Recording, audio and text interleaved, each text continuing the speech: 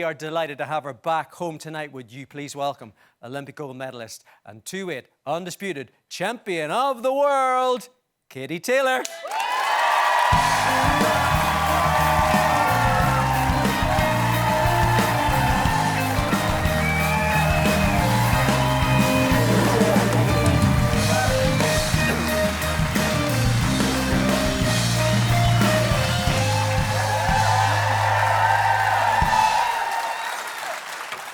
Welcome to the show. I mean, they're Giddy, I'm Giddy. I didn't tell you this out the back, but I'm such a huge fan. Oh, I mean, thanks so much, Patrick. Just having you here with your other 6 guests. Yeah, my silverware. This is amazing. Yeah. We've also got this. Yeah. There you go. That's gold. You can Always believe in yourself.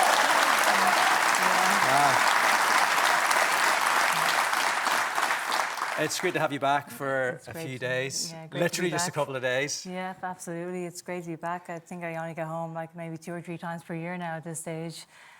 So it's always great to be back. There's no place like home. And just trying to cram in as much as you can. Exactly, just trying to catch up with family and just see everyone. But it's amazing to be here. It's great to have you home. And I mean, after such an amazing year, yeah. I mean, the trilogy fight in the garden with Serrano.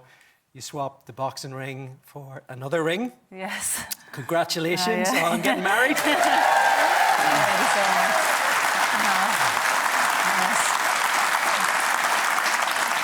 There you go. There's a good-looking couple there. That's yourself and Sean. Is that's on the day? Is it? Yeah, that is on the day. It's definitely been a lovely and unexpected season for me. I think since I was a teenager, I've been so focused on boxing. I left very little room for relationships, and honestly, even the thought of a relationship was out of the way for me. So it's so lovely that love snuck up in the later stages of my career. Myself and my husband Sean live a lovely, quiet life in Connecticut, and yeah, we're very happy, thank God. And you brought him back. You brought him back to Wicklow, showed him all the sights in Bray. What did he make of that? Yeah, he loved it. His name is Sean McCavan, so he is very, very Irish himself. So proven. Yeah. Well, they're delighted with that kid. They're going, that's great. And she married an Irish fella, that's lovely stuff. He thinks he's Irish. You know, one of those Irish Americans who think they're Irish, but... Yeah. So you're in a break at the moment. I don't mean you and Sean in a Ross and Rachel way. You are, what is it, a champion in recess? Yes. What does that mean? Yeah, life in recess has been great. I think this is the first time I've taken a break in my whole career, both amateur and professional. So, you know, when you have 20 years of routine, the routine is so automatic, it's in your bones. So I have to actually put an effort not to train like I'm preparing for a fight. But the time to relax and reflect with family has been amazing. So it's been a really lovely time for me. I mean, when you just read the stuff that you've done for the first time, you know, you set records, you make history all the time. You've been making history from the get-go. You know, the first sanctioned bout for a female fighter here in Ireland, that was back in 2001. Yeah, I mean, you were just a kid. Yeah, only 15 You were only 15. Yeah. I think we got a little. Have we got a little pic? There it is. I look a bit chubby back then, don't I? Yeah. So that was the first sanctioned female fight in Ireland. That's right. Yeah. What are your memories of that? Yeah, I mean, I think I've lived 3 different lives since then. To be honest, I felt like the London Olympics was an era. The Rio Olympics was a separate era, and then my pro career was a whole other era. So a lot has happened since 2001. I can't really remember too much from it, but I knew even as a 15-year-old that was a very significant night to be involved in the first ever female sanctioned fight. And even as a 15-year-old, me and my family were fighting hard against the system to get female boxing sanctioned, and we were going on TV and radio to make our case. And eventually I had that fight as a 15-year-old in the National Stadium against Alana Murphy, who I still remain great friends with to this day. She also went on to have a very successful amateur career, so big shout out to Alana. She also made history that night. But that was just the start of women's boxing in this country, I suppose. You know, I was thinking about this during the week, and there are athletes who change their sport, and there are athletes who just change sport.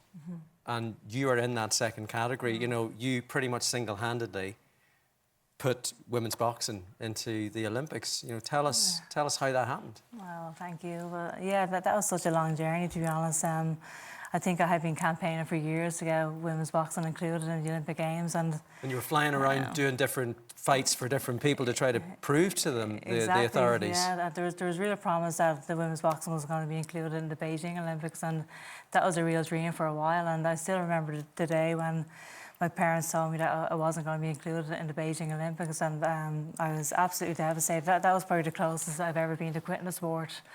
But anyway, I pushed on, and we tried to knock the door down for the London Olympics, and I was invited by the Olympic Committee to the box in Chicago in a special showcase fight just to assess the sport. And a few days before that fight, a member from the Olympic Committee came up to me and said, "Your performance will determine whether women's boxing will be included in the Olympic Games or not." So talk about pressure. No pressure. Gosh. Wow. I felt like the whole fate of the sport was lying on my shoulders. I was basically, fighting for the future of women's boxing. Thankfully, it all went well. I won the fight, but more importantly, they were so impressed with the standard that they included it in the Olympic Games, and the dream was alive at last.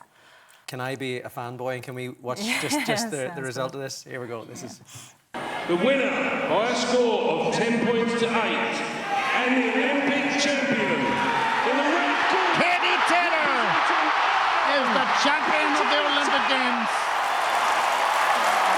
just goosebumps stuff. I mean, where does that sit? You know, at that time, you were still amateur. That was the pinnacle. You'd no idea you were going to go on and change the world in professional boxing. Yeah. So where does that sit now in everything you've done? I still would probably mark it maybe as a top, maybe. I'm not too sure, but I mean, that was such a special moment. That was my childhood dream coming to pass. I sacrificed so much of my childhood to achieve that dream, and it was just so special as well. I felt like every seat in the arena that night was filled by an Irish person. I really felt the backing of the whole country, and just to see the tricolour raise and to hear Aaron Levine playing throughout the stadium, I get goosebumps still watching. I was like, wow, I can't believe that this is my life. It's absolutely incredible. Thank God. It was absolutely amazing. You know, sometimes you look at athletes like you and you kind of think that it's just going to go in one direction to travel, and with every career there's highs and lows, and then absolutely. You know, Rio followed, London. You know, that was a different experience. You didn't have your dad in your corner, and like, what was it like going into that Olympics? You know, your dad obviously your trainer, and him not being there. Yeah, I mean, I think there's a lot going on in family life, and that's family, isn't it? It can be both, just both complicated and beautiful all at the same time.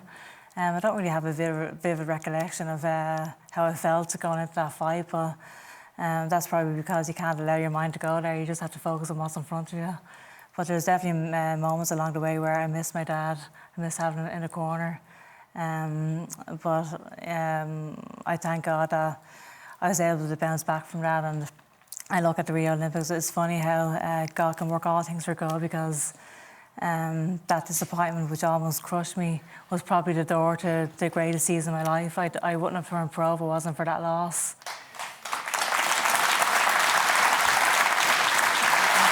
You know, you started out with your dad in your corner. Your dad's not, you know, in the corner anymore. You sent him a lovely message. He posted a lovely message to wish him happy birthday. Yeah. You guys seem to be closer than ever again. Yeah. And you had him at the Serrano fight. How special was that to have him there for making history? Yeah, listen, I stepped away from my dad as a coach, but he never stopped being my dad.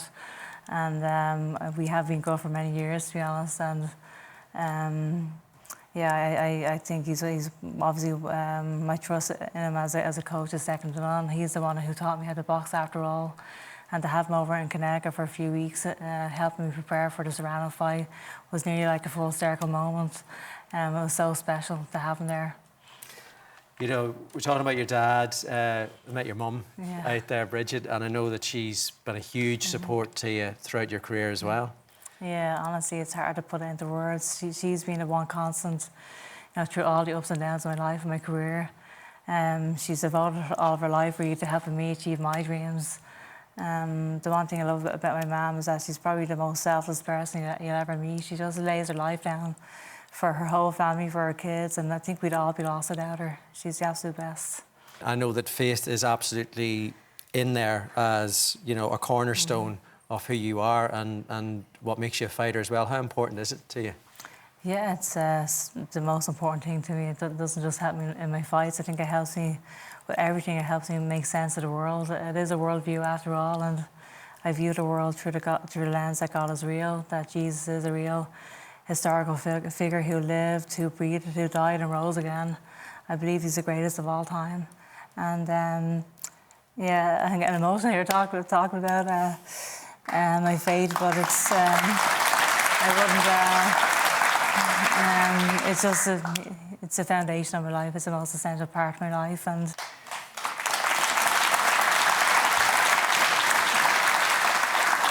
Whenever you become the success that you have to travel, don't you? Yeah. And, you know, you just have to go to the places where you can fight and where the deal is and where the money is. How much did it mean to you to actually come back to Ireland and fight here? Oh, so important. I had to bring big time boxing back, and it had been so long since we had a big fight here. We had the likes of, you know, Steve Collins versus Eubank, Bernard Dunn versus Cordoba in Dublin. These were huge nights, and I really felt like Ireland needed another night like that. And the Irish people have travelled all over the world to watch me fight, and they went to the UK, Boston, New York, Dallas. But not everybody can travel. It's so expensive, and I'm so grateful for people spending their hard-earned money to come and support me throughout my whole career. But it was absolutely amazing to bring a big show back here to Ireland.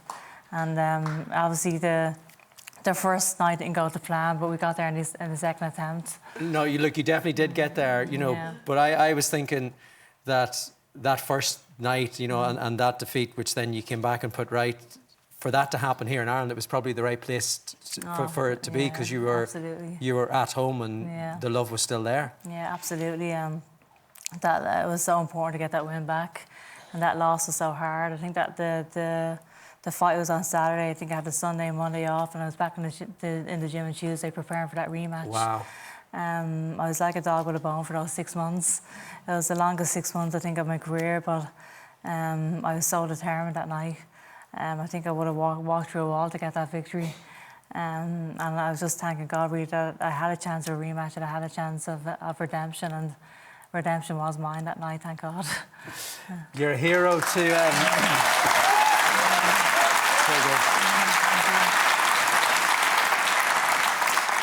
You are a hero to so many people. Ella Thompson, whenever you were on the Toy Show 5 years ago, this is young Ella, and you look what that means to Ella back then. Ella's a wee bit bigger now, and she's actually here. So Ella, what does it mean to this woman, what she's done and how she inspires you? Katie is just such an inspiration to me and so many young girls across the world for what she's done with women's boxing. She's broke so many boundaries and set so many stepping stones in place for me and so many other girls to follow. And I just find her so inspirational.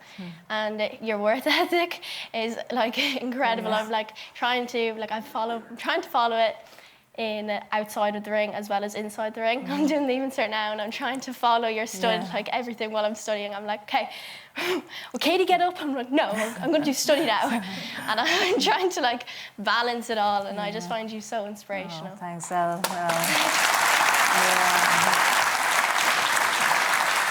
Ella herself is a multiple-time Irish champion now, so she deserves a bit of credit also. You've done fantastic.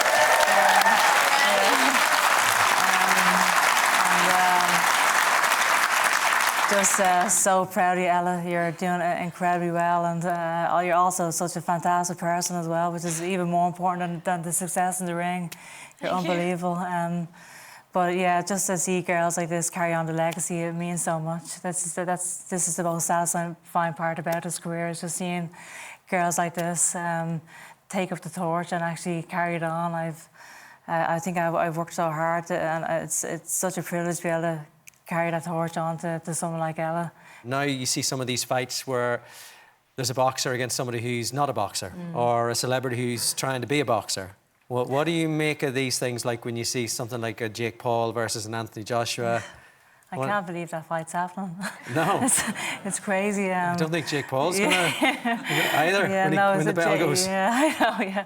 Jake definitely gets a lot of stick because he hasn't got a boxing background, but he has got an entertainment background, and professional boxing is the entertainment business, and that's why he's able to get these big fights over the line. He's done remarkably well over the last few years, and look at the fights he's involved in. Look what he's done for the sport. You have to give him credit for that. So you think it's okay, that those type of fights? I think he's probably going to get knocked out, but I give him, I think, like, fair play to him for actually taking the fight. The size difference is huge. Anthony Joshua is a big puncher. I just can't believe it's actually happened. This is the world we're living in. Yeah. I just love that Katie just very casually goes, I think we'll get knocked out, but fair play to him. Exactly. Look, so you're going to be heading down to Killarney on January the 9th. You're going to be looking over the whole career. Yeah. You're looking forward to that? Yeah, I can't wait. It's going to be such a special event, talking about the highs and lows of my career and everything in between. And it's hosted by GM Entertainment. It's going to be just an amazing night. And it's hosted by a boxing legend broadcaster, Steve Bunce. I'm so happy that he's involved as well. It's going to be such a special event. Lots of prizes, lots of meet and greets. For any boxing fan, I think it's going to be a phenomenal night. So I can't wait for it, and I hope to see you all there. Okay. Yeah. Ella's thinking about it. Yeah. So if you're For someone like Ella, you have a free ticket, Ella. I'll hook you up. There you go. I mean, that offer hasn't come my way, Ella, so I mean, like, congratulations. So if you're going to be in Kerry in January, does that mean we have you in Ireland for Christmas? Yes, I'm in Ireland for Christmas, just to spend it with the family. And last year I was actually in Connecticut for Christmas, so it's nice that I'm actually home this Christmas. Look, we're delighted that you're home for Christmas. We're delighted that you've come to join us tonight. I am so chuffed to finally get to sit and get a chat with you. Likewise. These guys, just to be here in your presence tonight. Katie Taylor!